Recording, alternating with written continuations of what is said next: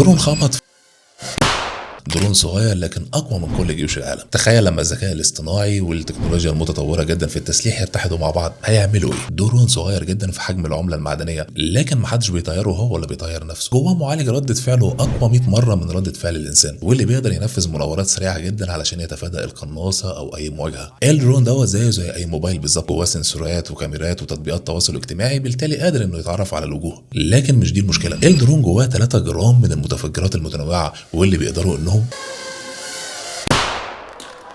علشان يبقى درون بالحجم دوت وشويه متفجرات صغيره قادرين انهم يخترقوا جمجمه الشخص ويدمروا المخ ويقتلوه كمان. تخيل لو محتاجين يختاروا شخص مهم جدا، ساعتها جيوش العالم كلها مش هتقدر تحميه. علشان كده المعركه هي معركه علم في المقام الاول. هنا بيجي دوره اهميه التطوير والتسليح المستمر لاي جيش علشان يقدر يحمي الشعوب والمقدرات. ايه اللي هيحصل لو وجهت ليزر على طياره؟